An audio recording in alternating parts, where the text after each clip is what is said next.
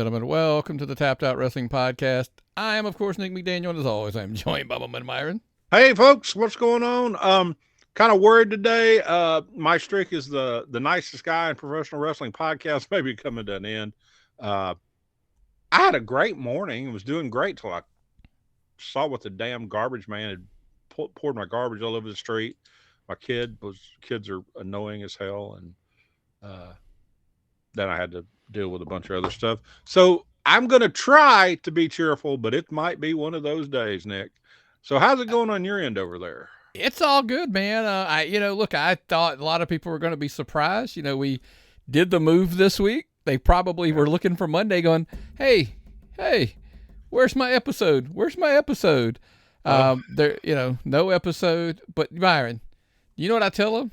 What? I got some messages and I said, if you are a subscriber on our YouTube channel, like it, we always tell you, you'd know, because if you were liking the page, had your notifications on, we told you we were moving, and we told you that it was going to be a different record day.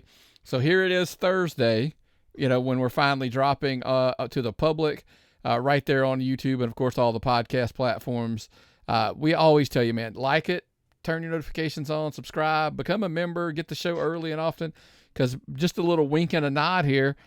If you were a Patreon or a YouTube member, you might have got this earlier than normal. So that's always a good thing. You know what I love? Now I'm feeling better. I was thinking about, when somebody tells one of us they listen to the show, and then I get to thinking about, wow, that guy's, pretty cool, and they're listening to us, and then they say, well, just makes me feel good. But we let everybody vote on what day the show would come out, and it worked out to be a great day for it. So it was honestly closer than I thought it was going to be. No. I honestly just figured it would be a landslide. But the funny part was, I thought it would be Wednesday, and it was ended up being Thursday. So yes. Works for us. We're good with it. Either we way, get more shows in. I got to watch Collision before the show. We did this, so we can talk about that now. There's all kinds of stuff we're going to get into, man. Absolutely. I'm going to talk a little bit about. I'd made the trip. Viral doesn't get a lot of Viral I'm hearing more about this because I couldn't make it. Had a lot going on. Had to move the kid into her dorm.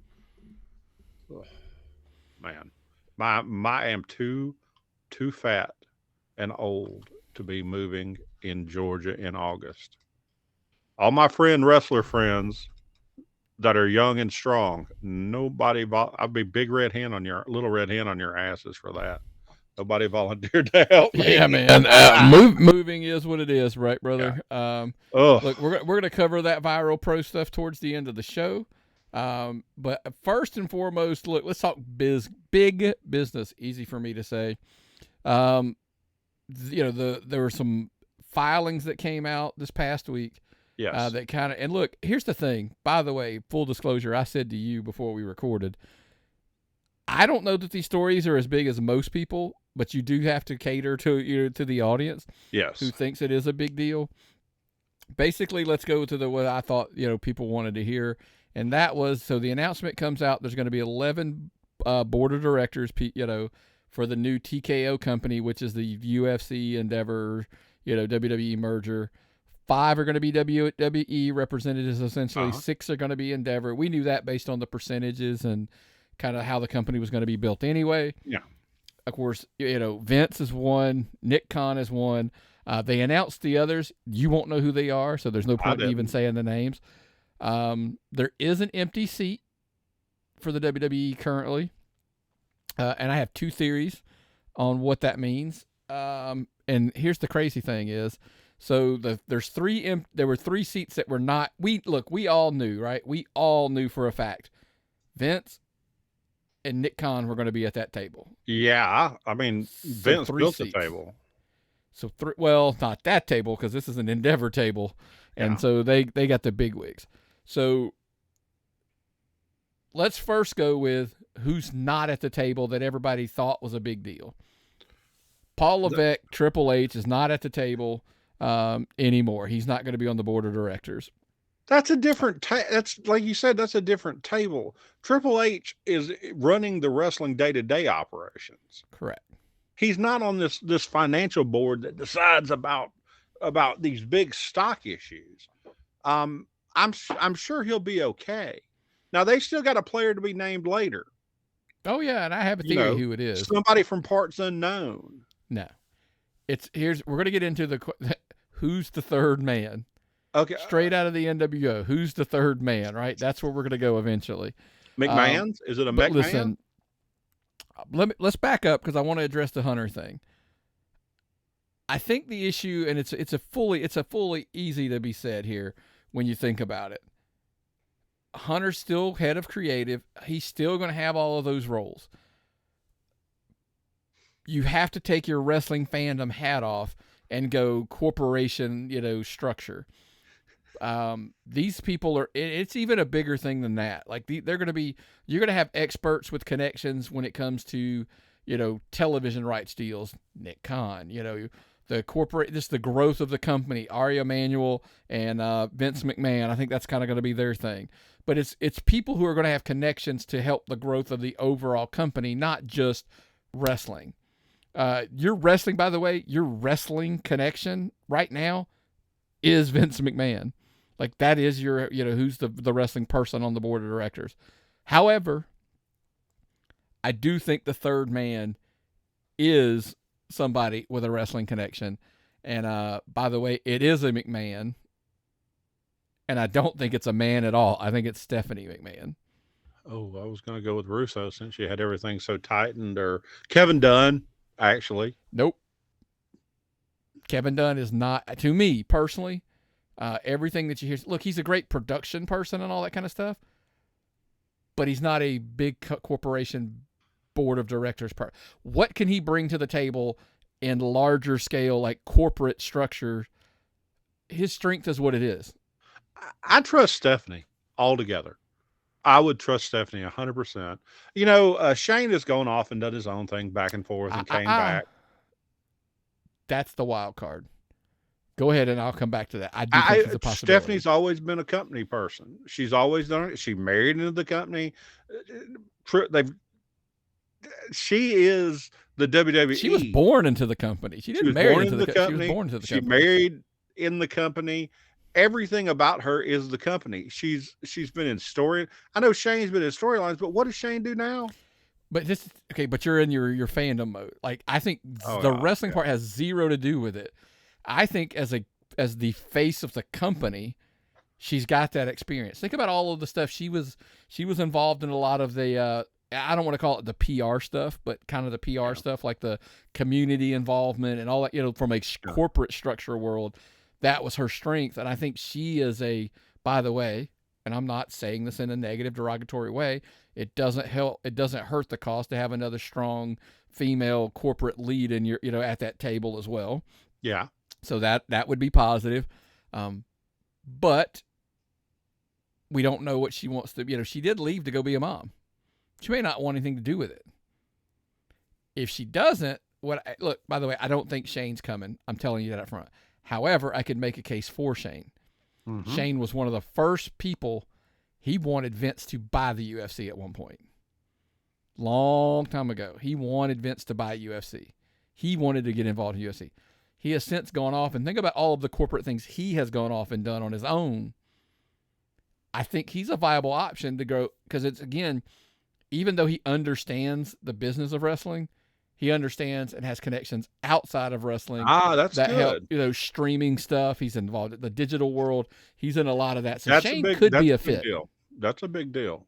You talked about, fan hat and all this. This is the hardest thing for people involved in wrestling, from fans and to people in the business. It's the hats, Nick.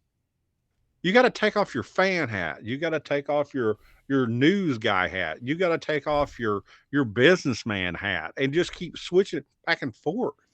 I think that's Meltzer's main thing now. Meltzer he took off his you consider him news hat and put his fan hat on, and I think that's why a lot of people don't listen to him anymore. And I think people like look at these news stories from a fan's perspective. Oh no, Triple H is not on there. Oh no, they're going to lay off a bunch of the wrestlers. What are we going to do? They're going to lay off wrestlers. No. Eric Bischoff. Does he he'd be a good one to bring back and put on the board. Oh, he wants nothing to do, especially that size. He doesn't want anything to. I don't think he wants anything to do with that. And like, listen, we talked about the layoffs. You brought them up. Yeah. We were talking about that when this whole thing was announced. Yes. Like, we knew this was coming. Like, it was like, hey guys, this is gonna, you're gonna have duplication. You're gonna have overlap. Call it whatever you want to. Even from like logistics, distribution, marketing, public relations, all these whatever departments you want to. I mean, yeah, I hate to tell you, if you got 10 over here, 10 over here, you don't need 20 when you combine the company. You were like, oh, they're probably still going to need 15. They might need only 10 or 12. Yeah. So yeah, you're going to cut those. You're going to cut that money. I mean, Lesnar's the only overlap in the talent department. When it comes to talent pool. I mean, he's the only one they both. By the way, is that one of the videos of the week last week? Him up on stage singing the country song. I don't even know the song. I don't know the guy. I don't know the performer, anything. But I just thought it was freaking awesome that he's up on the stage, singing. I'm like, that's pretty good. There's a lot more depth to Brock than people give him credit. Yeah, exactly. But when we hear layoffs, I don't think. I'm not saying it won't, but I don't think that it's a talent issue. It may be. You might look if it's a talent that's cut. I'm going to go with it's a guy who probably hasn't been on TV in a while, and they're just going to move on from him. I heard they just cut Lacey Evans, and I think that move was coming for a long time. Once Vince quit looking at her like she was Sable 2.0, I think, or they took his Sable 2.0 white cotton panties deal out of the whole thing. It was realized she didn't have any talent. She was a decent wrestler, but nobody cared about her. And it never caught on. I don't think she really had her eyes on the business. I don't think those American flag gear she wore really had anybody's ideas either.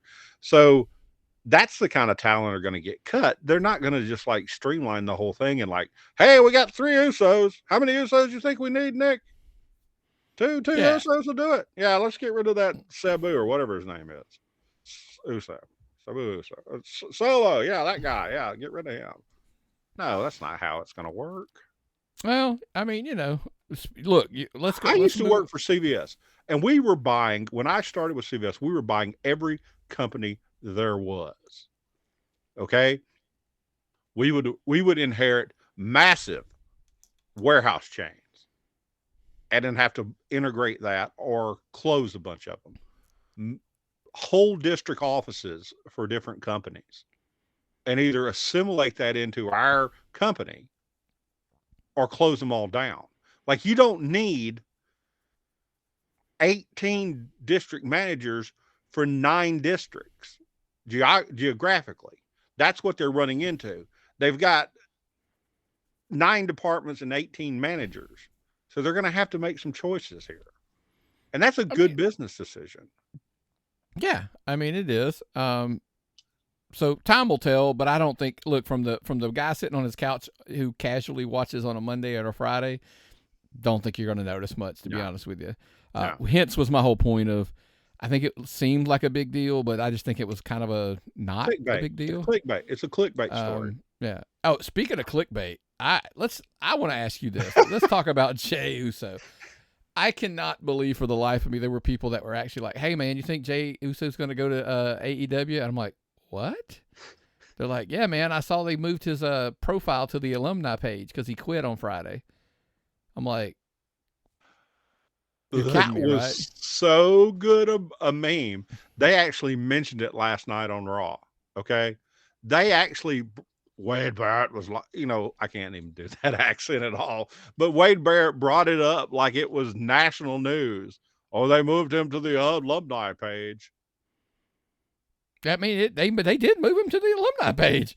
I mean, that was legitimate, but I'm like, but somebody messaged me and they were like, asking me that. And I mean, like, I paused for a second. You ever have that when somebody asks you a question and you're like, you're shitting me, right? Like, you're fucking with me. Come on. That's it meant more to move remember your friends on MySpace, Nick? And you could rearrange your top 8 or whatever. That's 8. All that is. You just took him off your top page friends. That's all they did. They showed, oh God. And when these people update their Facebook status, or these people change their thing on Twitter to a black square, and that becomes news. Okay, that's what I don't understand. So and so updated their Twitter profile to a black square, and then used their real name or said something, and people in the wrestling business make news out of it. I don't understand that. Okay, but Except now it's my take, Myron, clickbait. that is real. I don't know about that other stuff, but that's real. When you go black profile picture, go to your legal name, that's real. But when Jey Uso, think about this. You're telling me you bought the fact, hey, Nick, was that a shoot? Or was that a work? Work. Was it a shoot? What are you talking about? Jey quit on Friday. He quit on SmackDown. You saw it on television. If it happened, I saw it on, and I'm like, so he's not even a Pacific Islander anymore. That you really think they let Jey Uso quit on TV? And like he quit, and it wasn't part of a storyline or an angle. Live TV, man. Anything. Yeah. Yeah, exactly. He took a mic. He went rogue on his own. Pipe bomb. Boom. They walked out through the crowd, and there was not a security guard waiting. That's right. The security guard was not ready to walk him out. Listen, through the crowd. next. By the way, here you want to hear the fucked up part? I didn't get to watch SmackDown this week. I had to watch highlight reels. You know why? Because we live in Atlanta, and we were preempted by the Falcons playing the Dolphins. I waited till 12 o'clock to watch it. Seriously. I set up and waited till 12 o'clock to watch it because it wasn't just the Falcons and the Dolphins. There was some shit after that. Yeah.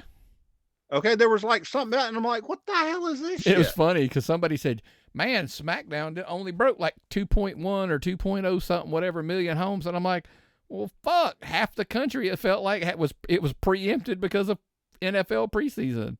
I mean, what they should never preempt anything for preseason. I know it probably does a lot better ratings. I'm sorry, but that's my wrestling. God damn it, that's my wrestling. Yeah, Don't get shit. yeah. I had 12 o'clock. I'm up anyway. I'm on it. I was not. I ain't gonna lie to you. On a Friday, not happening. Anyway, point being, like, look, guys, next week the Usos and Roman aren't even gonna be on SmackDown. I'm curious to see what Friday? they pull. Friday, they're not even going to be on there. It's a bloodline free SmackDown, which, by the way, I'm all for right now because it'll give them some chances to put some other stuff on there and see what happens. Well, Solo his wife just had a baby, but you gonna tell me? Oh Lord, that's gonna make me wonder more. It's like somebody thought all this through. Maybe. As long as they put LA Knight, since they got him on both shows now, how cool is that? They got their hottest thing out there. They got him on both shows. He's acting like Ric Flair. They set him up with The Miz, who is the perfect guy to work with him. I mean, The Miz would put anybody over. The Miz would put me over. The Miz is the best company. If the company told him to, he would. Yes. Okay. That'll put him on the board. That guy's a damn genius. Okay. So I love it. And LA Knight, more popular. Has he really had to do anything yet? No. More popular. When he gets, who's more popular, him or Seth? What do you think? I mean, he's selling more merch. I would still argue Seth probably is. I think at the moment you could argue that you're like, hey, LA Knight's hotter. But when you think about for longevity and who's like really, I think you could. The problem is I think Seth would take more to pull him down than it would, like LA Knight's so hot he could come down faster. I think Seth is probably doing some of his best work ever right now. Not bad. I mean, in the crazy outfits and coming out and making all this shit, I just think it's awesome. Yeah. Speaking of awesome, look, because we talked about Bloodline's not going to be on SmackDown. I was caught Raw. I did catch Raw. I actually caught it live as I was laying in the bed there. Judgment Day seems to have. Look, I get it because you discussed to me like, hey, I think that maybe they're going to break up. They look like they're. I don't know. I think they're being pushed in the sense of the group Judgment Day, mind you, because we had this conversation off air as well.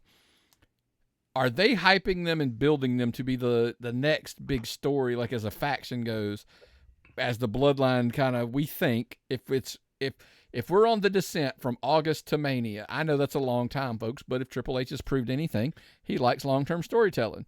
So if we start the descent of the bloodline and Roman losing to Cody at Mania, hypothetically, are we on the major ascension of the Judgment Day? Because they're all over Raw, and they're getting some big. Look, everybody's they just lose all the time. Damian Priest is hot. Look, is anybody? And we're gonna get a little bit about Dom. I'm gonna get a little more into him later in the show when we discuss another topic. He's hot. Rhea's hot. Finn Balor. Now I know Kurt Angle just put a little something out there about if they don't make they don't do more with Finn Balor, he should just leave. First and foremost, answer these questions. If he left, is it New Japan or is it AEW? If you think he leaves for one of the two, I think I think AEW, and he calls himself Prince Dipshit or whatever. I say he's Prince Devitt, and I would go back to Japan. You might go back to Japan, but Tony Khan is just going to keep opening his unlimited pocketbook. I would go because I just think if I'm him, I would go back to New Japan, be Prince Devitt over there, maybe take over the Bullet Club, the group he started back in the day. Take it back over, and something like that. But if you did that, see, you were talking about them breaking up. My story would be, do we get to the point where Damian Priest cashes in, becomes the world champion? He takes over the Judgment Day, boots Finn Balor out. Dom and Rhea lift, the ranks. They rise up in the ranks, and you find somebody new that kind of. I don't think you find a new leader. I think Damian Priest is your leader. Or if you, oh Jesus, this just popped into my head. Oh my God, can you imagine if Dom took over leadership of the Judgment Day with Rhea? One, I don't think Finn is going to leave because that do something with. He's in the second biggest faction. He's on TV every week, featured prominently. He's constantly featured prominently on television. To me, that's a big deal. Okay. The drawback is he keeps losing. I think that's what a lot of people have his issues is that he never wins anything significant. He always ends up losing when he gets to a big match. He loses. I think that's kind of what Kurt's take was. So I can understand it. I don't agree with it 100%, but I do understand it. But the thing is, Nick, it's predetermined. It's not like they don't have a plan. I mean, it's not. But my argument be, if he went back to Japan, if he's the leader of the Bullet Club again, he'd basically be the top guy, at New Japan again. And if he's making, listen, if it's about money, if he's making comparable money to what he's making in WWE, what's the problem? He's closer to home. The merch sales would be much, much higher in New Japan for him because it'd be Bullet Club stuff. I think the natural leader would be Rhea Ripley. I think cool. I think a woman leader of a wrestling faction would go over so fast in 2023. If nothing else, forgive me, listeners. Sometimes I say things that are crass, but a female leader would go over politically correctly in 2023 a lot more than Dom or a lot more than. I'm not saying I wouldn't agree that she shouldn't be the leader now. Yeah. And she could really cause Think about it. She's just manipulating all of the men in the group. Well, I'm not saying as negative. That's just, I'm saying if she's been the power behind the throne or whatever. She's been the power the whole time, in my opinion. Yeah. Who knows? I think it's a great idea. I mean, I'm all for it. But I do think I want this story to continue. Like you said, it's the next in line storyline. This is a storyline that they're going to work on. This is a storyline that they're going to build, and people are paying attention to it. Maybe it's the Raw Judgment Day, the Raw Bloodline. Maybe it's the story that's going to get Raw over 2 million on a regular basis. Could very well be. Time will tell. We will see. But hey, speaking man, of divided, go ahead. No, we're not going there yet. We're gonna look. I was just down in Thompson as we talked about. Yes. And at Viral Pro, Canicon had a table set up. I got to meet those people. Great group of people there. We talked a little bit about it, about the big thing coming in. So remember, man, September 30th. Get it on your calendar right there in Augusta. Canicon 2023. Hey, Augusta, have you heard the big news? September 30th, CanaCon is coming right there to 90 Millage Road, right there in Augusta. That's right. That's the American Legion, Post 63, right down the road. 10 a.m. to 6 p.m. That's part of the big chunk of the festivities. Don't forget, however, at 6 p.m. to 8 p.m., live concert will be by Radio Cult right there in the building as well. What's going on this year? Great stuff, including for the first time ever in Georgia. Do you remember the crazy movie back when we were kids, Maximum Overdrive?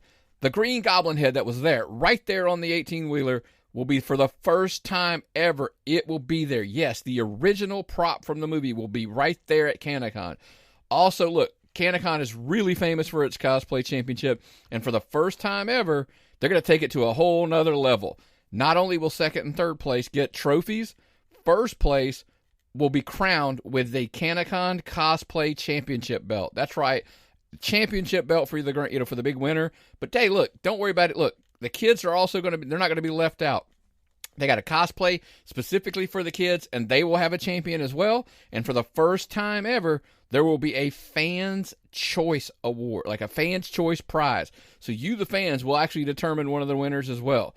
Special guests are Radio Cult, Kelly Graham, Randall Bishop, Specs Thomas, and many, many more. All of that's going down right there at CanaCon, September 30th, 90 Millage Road, Augusta, Georgia. That's right there at the American Legion. You definitely don't want to miss out. CanaCon 2023 is coming to Augusta, Georgia. That's right, man. Like I said, it's going to be fun. We're going to do our best. It's on our calendars. About a month and a half. Yeah. You're begging what? Begging for nothing to come up to keep us from going. That's my God. Let's cross our fingers, because you know how things go with children. Somebody's going to have a concert. They're not even kids, grandkids, work, all those things. Blah blah blah, all that stuff. But hey, September 30th, put it on your calendar. CanaCon 2023, right there in Augusta, man. I'm sure. I want to see the pops. I want to see the pops. Oh, I know you're a big pops guy. That's for sure. I thought we can get you a CM Punk pop. How's that work for you? They'd probably try to tell me what to do. Yeah. All right. You tried to go there. You were talking about the division. You were talking about all this. It's a brand split. I'm torn on this, by the way. You said that, and I'm a little torn on disagreeing with you a little bit and agreeing with you at the same time. Well, who knows? Who knows? This could all be bullshit and a work or shoot. And I don't even know what to believe about AEW anymore. Okay, let's just say I watched Collision. And it was one of those things where it just wasn't for me. Not bad about it, but there's a lot of things that aren't for me. There's a lot of different things that I don't watch or do. I like Marvel, but the Eternals movie just wasn't for me. Sushi, just not for me. AEW, not so much for me. Look, I dig it. You know that. My question is, the whole Punk Page, Ryan and what the hell is Ryan Nema's got to do with any of this? He tweeted something apparently that rubbed Punk the wrong way, and the whole Page thing, but he apologized to Page. But then there's there's going to be Listen, it's so convoluted and so much drama that there's a part of me that goes, it's either one of two things. It's all storyline or angle, or it's just dumb at this point. It's children. It's just children. Like last year, my daughter got in trouble in college because she made a joke about something about her fat ass. And she heard, one of the other girls heard her and thought she was calling her a fat ass. And she complained, and then everybody was like, what did you call her? It's like, what the hell is wrong with people? This is this damn children gossip now. Yeah. Children gossip. And it's turned into, now, I got to give Punk credit. His joke about his name is Hangman because his merchandise hangs on the pegs. It was funny. Funny. Yes. But how did that turn out? You can't come on my show. I don't know. Now, here's the thing. So I have to take these two issues and separate them for my argument, which I'm about to. Like the drama stuff backstage, I think is either it's all storyline or it's just stupid at this point. I'm going with storyline because I can't believe there's that many grown men, that many immature grown men in one locker room. And please God, let me be correct. So now the thing about the story, I do think this could be a story like about this guy can't come on my show and this guy can't. If there's one thing we've argued, and I'm really going to blow your mind because I'm going to make you like AEW about something. We always talk about how the brand split is just worthless in the WWE because they can't resist within a month. They're crossing people back over again. Even if it's done through a convoluted, messed up story and drama, if they can distinguish Dynamite as a show and Collision as a show, it's Punk show, it's the Elite show. Do you see where I'm going? If they can make it seem like he's like, no, they're not on my show. They go over there. They belong over there. There's a part of me that fucking says, hell yeah. It's an accomplishment. I got to give them that. That would be an accomplishment. They have two separate shows and define shows. Yeah. Okay. Are they not going to show highlights of the other show on these shows? That's where it gets a little convoluted. Is it going to get so serious? Is it going to be rivalries? Are they going to book this as rivalries? Are you going to have to see the promos on one show to see what they? If they I might see an angle working here. Two separate brands. The champions are the only ones that go back and forth.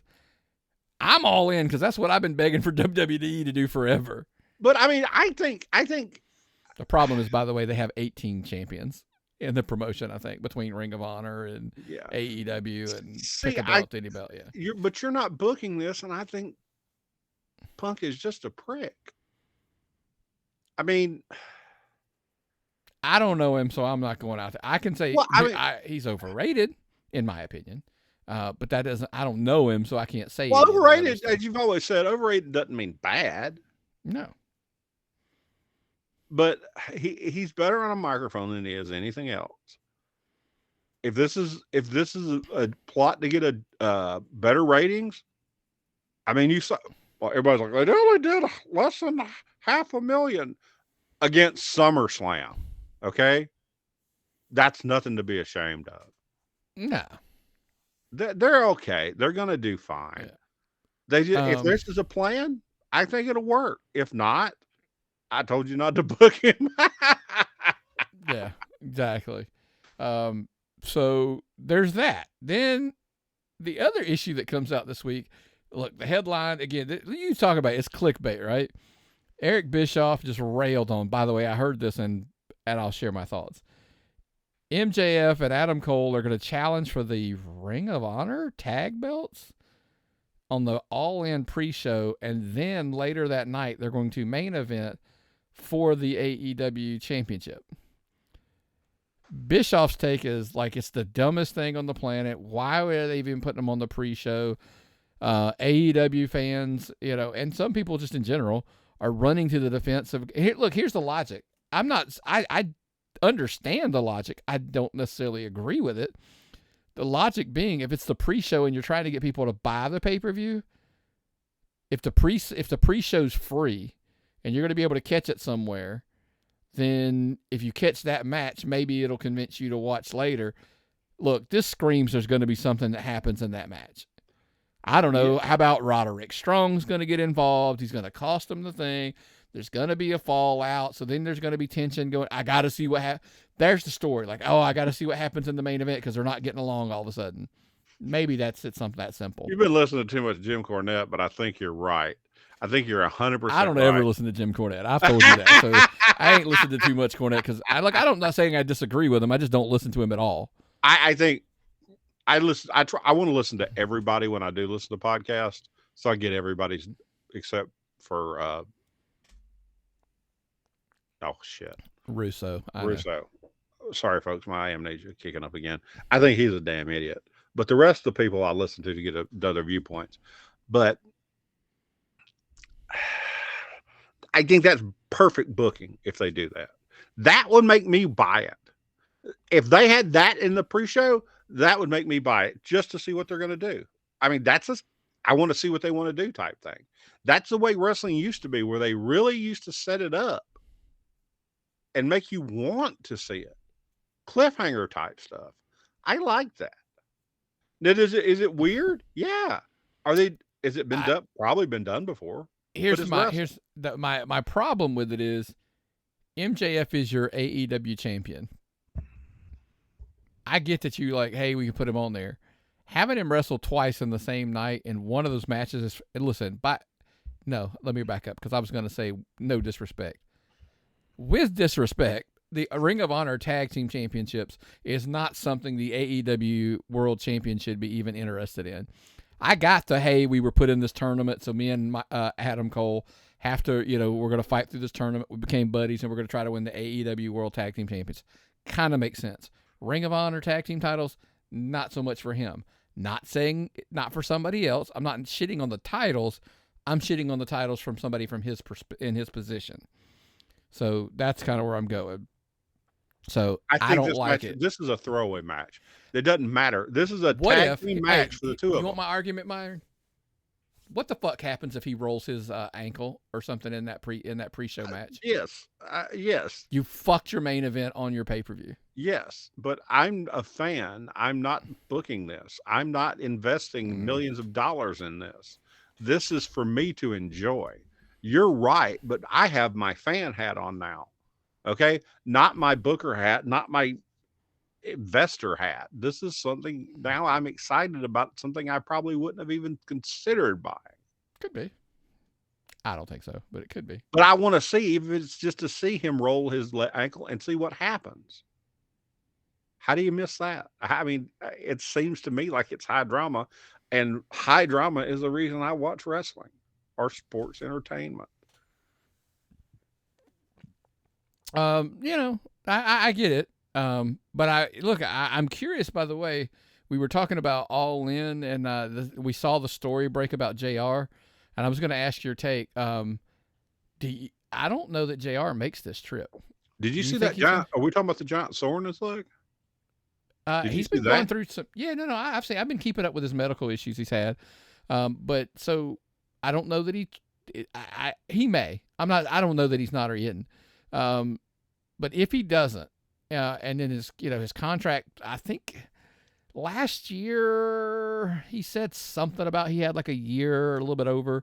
So I'm guessing somewhere in the fall. Let's go with October, November, maybe, if his contract's up.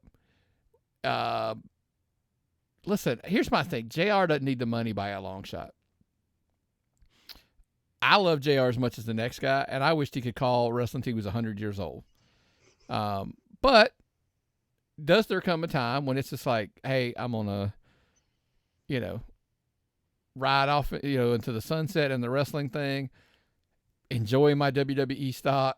I'm going to, take the payday I got from AEW, and I'm going to chew on some Blue Chew, and I'm going to, stay in my, retire on out. And enjoy the rest of his life. He can, if they amputate his leg, he can park his wheelchair up under an announce table. Nick, come on, let's be reasonable. No, it's time.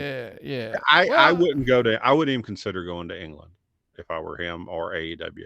Here's my thing. Hold on. I would make a case for going, Myron, and agree or disagree. If he knows that's it. If he knows he's done. He gets to call like his last WrestleMania type pay-per-view, that big giant show over there in Wembley, and he hangs it up after having that big, calls that, and then officially just kind of says, I'm done. Because you kind of need, Adam Cole and MJF could really use a little pepper. The little bit of the sauce there. Oh my God. They're going to have to break somebody in half if they're going to get the good stuff. So I would think that would help. I really like the Collision commentary team. They seem to work out pretty good. So we'll see.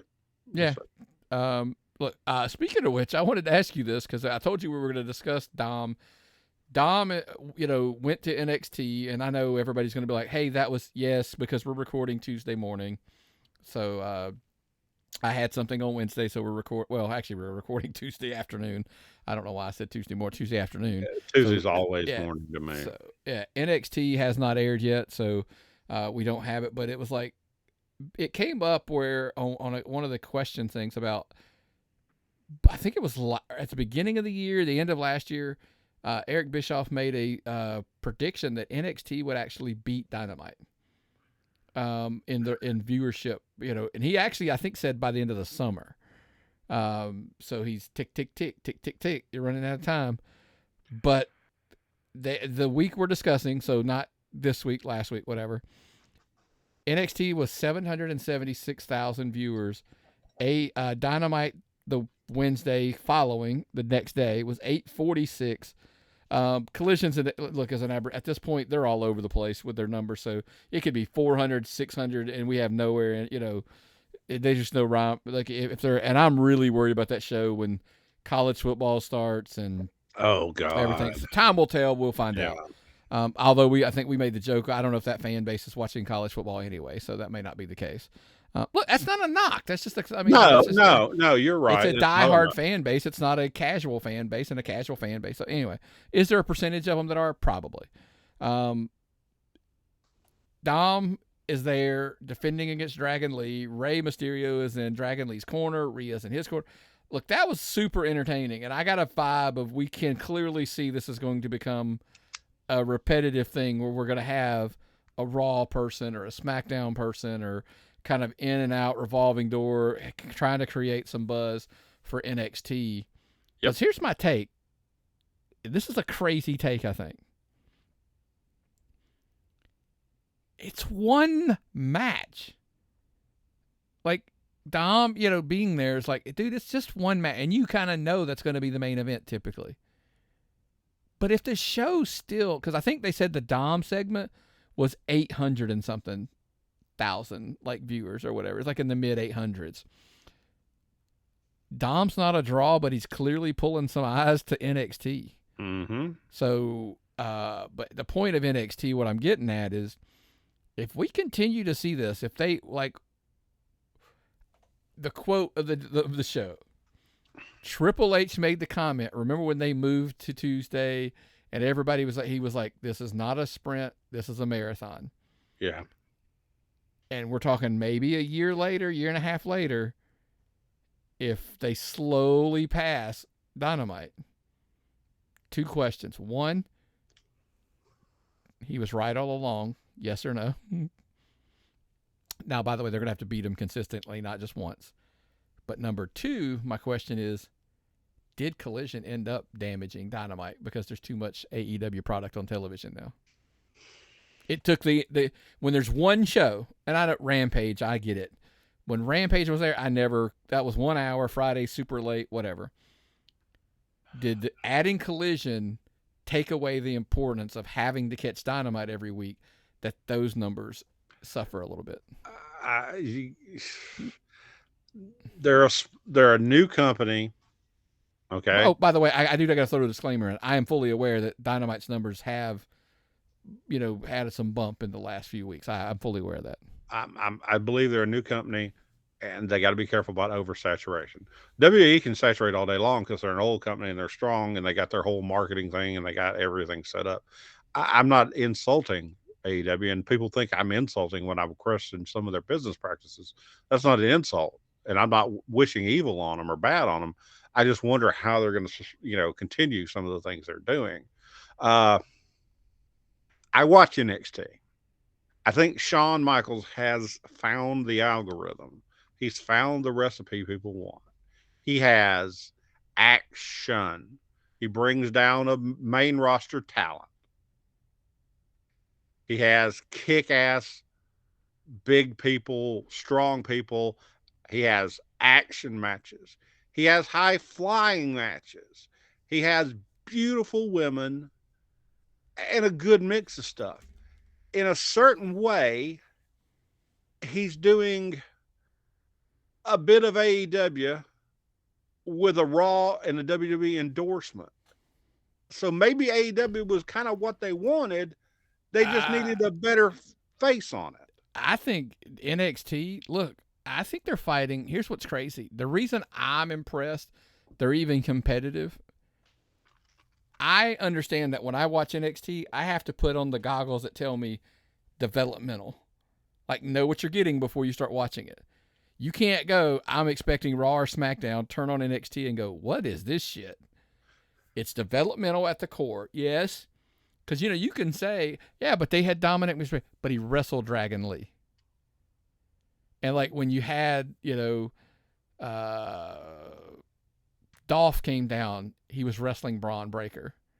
When, you know what I mean? It's typically, it's a big guy coming down, and he's wrestling a develop, because that's what you need for those guys to get better. They never but know over who's the gonna core feel. of the show, it's a lot of raw developmental, like, people. But it's them getting better. You're Sure. getting you're getting a slow work in to when they can be on the main roster. You've got people that are good enough to be on the main roster, but it's a crowded roster.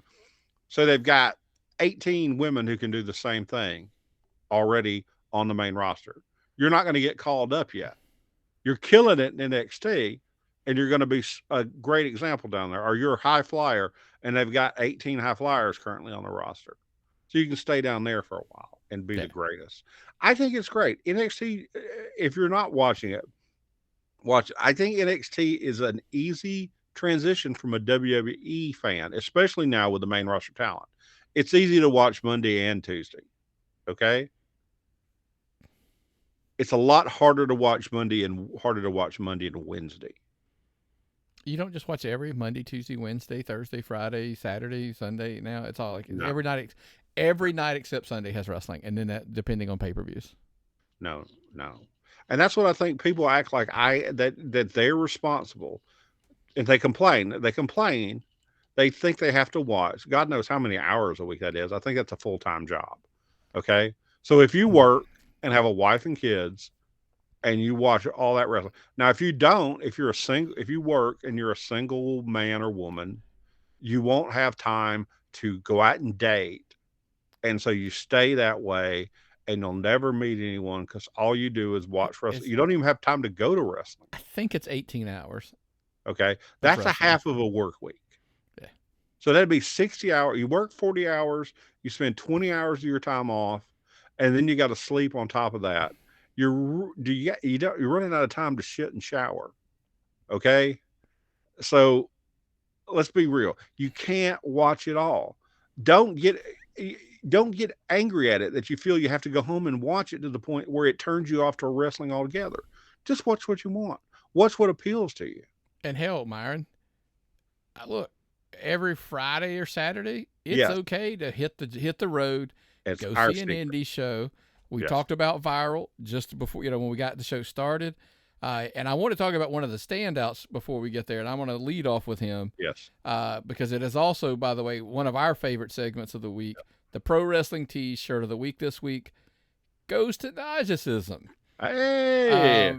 Naja, made his debut at Viral and crushed his performance, by the way. Crushed it at the merch table.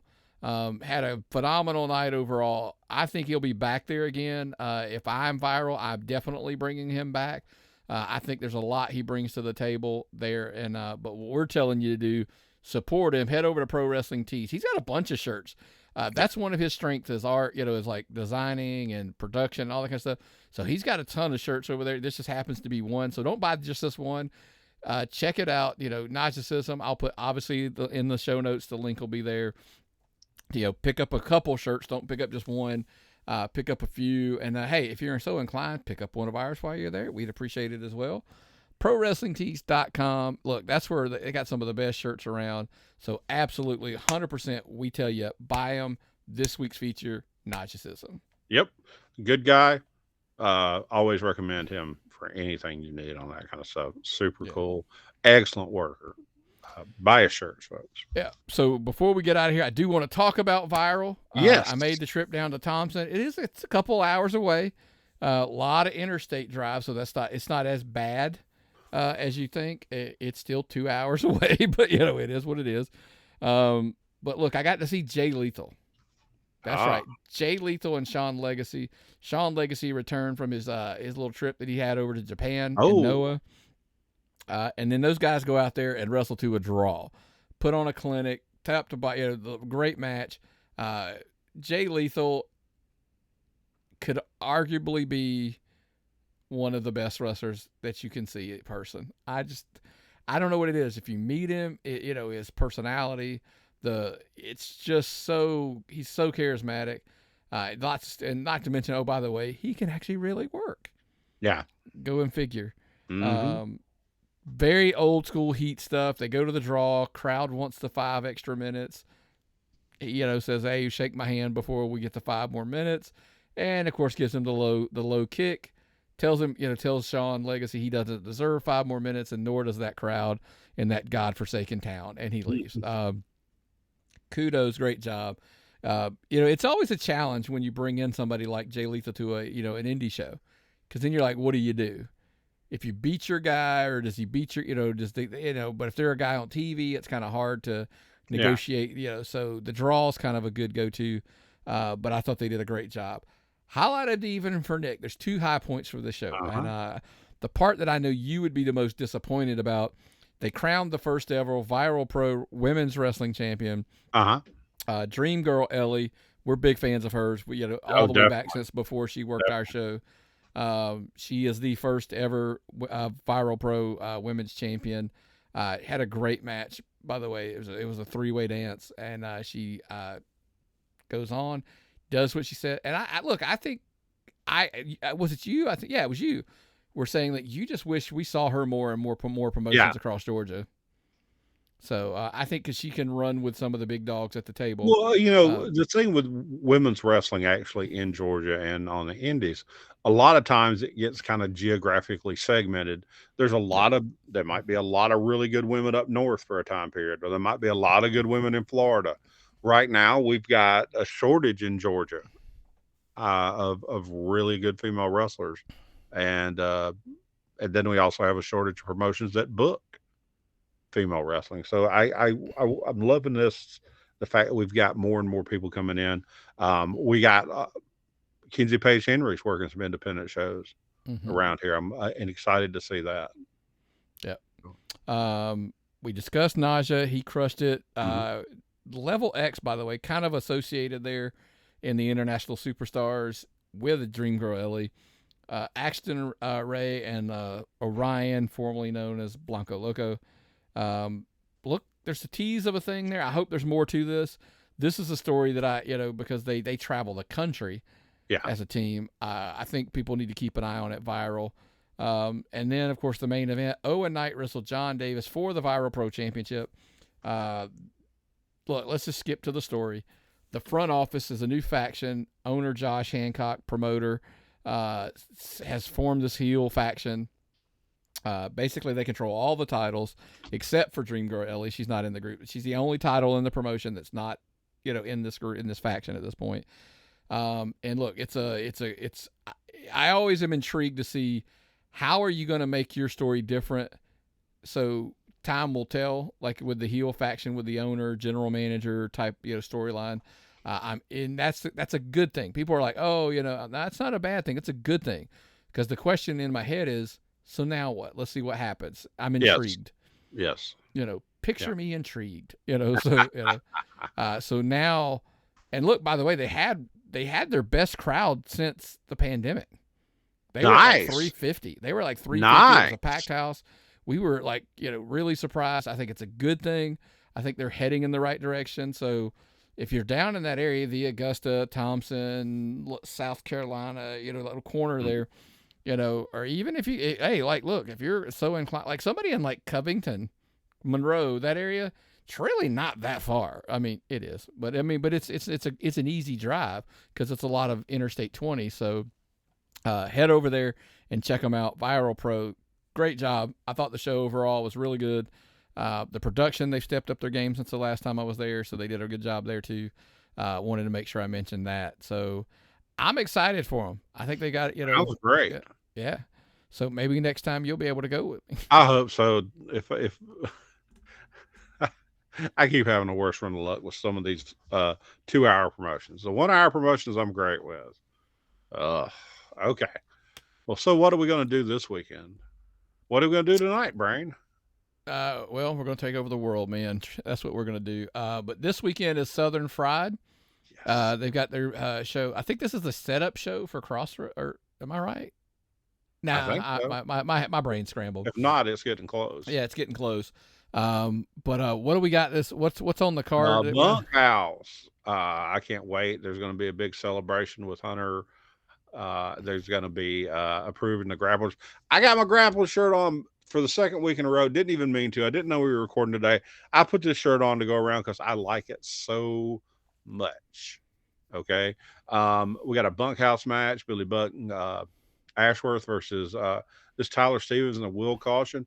Really glad the Tyler Stevens guy dropped the wall gimmick. So much cooler as Tyler Stevens, don't you think? Yeah, I'd say so. I don't mind the nickname. The nickname, yes, but is your main gimmick. And then you got Najasism wrestling for the Classics champion versus Nick Halen. One of those guys are going to kill it. They had that best of 7 series a while back that was crushed it. So that should be spectacular. That match alone will be worth the money because 2 of the best wrestlers in Georgia. Know. And by the way, if you don't believe them, ask them. They'll tell you. Who'd you pay to see? That's right. The question. And the women's championship match, Brooklyn Creed and Kat Spencer. That's going to be a barn burner. You've got Happy Madness, or what's it, Technical Madness, or whatever they Todd and Happy. That's it. Technical Madness. Yep. Sunday day second. You got CT Keys and Judas on the card. So it's a burning card. Yeah. 4-5 Community Court, 7 p.m. Get a hold of them folks. Saturday.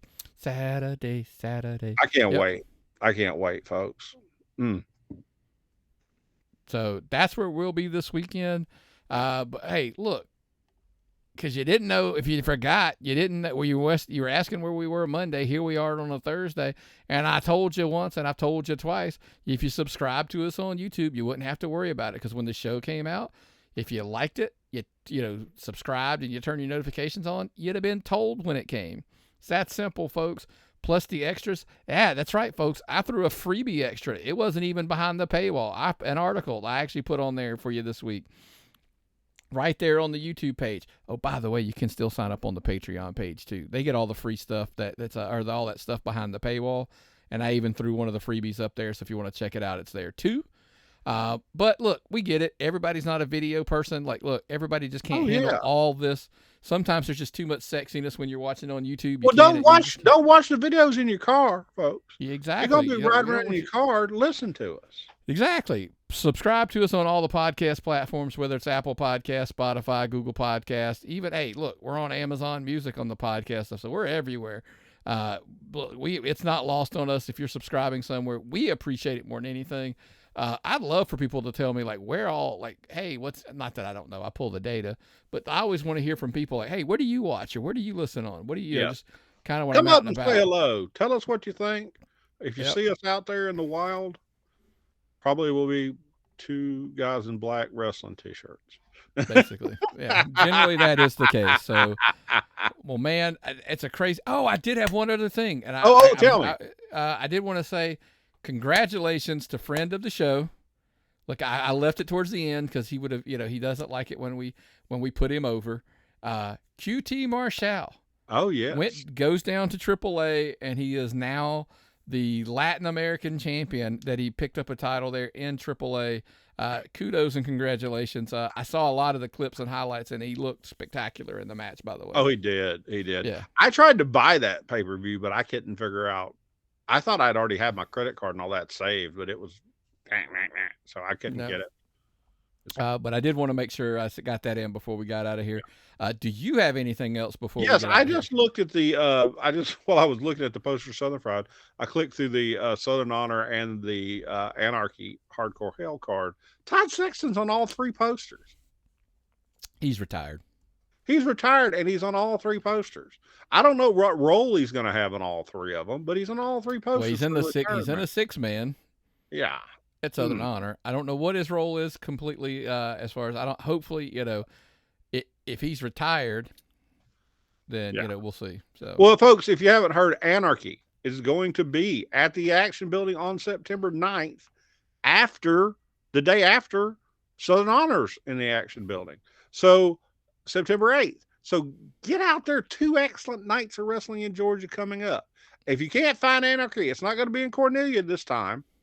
They're going to be running it in Canton. Traveling Anarchy for a change. How awesome is that? People on the other side of Georgia are going to get to see Anarchy. Be Listen, at Southern Fried this weekend, though. you're gonna have pick a spot here on your map in the corners. You're gonna have great wrestling. IWE is gonna be down in Augusta. Anarchy up in the other corner. Literally draw a diagonal line across Georgia. One towards the top, one towards the bottom corner. Boom. You'll be able to find hot wrestling at both shows, and we'll discuss Southern more of Honor, those. Monroe. Yeah. You got action on the other side. You got people all over Georgia putting on good wrestling right now. Mm-hmm. I guarantee whatever state you're in, people, you can find good wrestling too. Just get out there and look for it. Agreed. And we'll discuss those as the weeks come up, but I just wanted to go ahead and get those mentioned in. Anything else, buddy? I'm good. Looking forward to some wrestling and glad we did this today because I'm a lot more chill again. All right. Well, that sounds good, man. Well, what's the old saying, brother? If I've got nothing and you've got nothing, what time is it? It's time to tap out.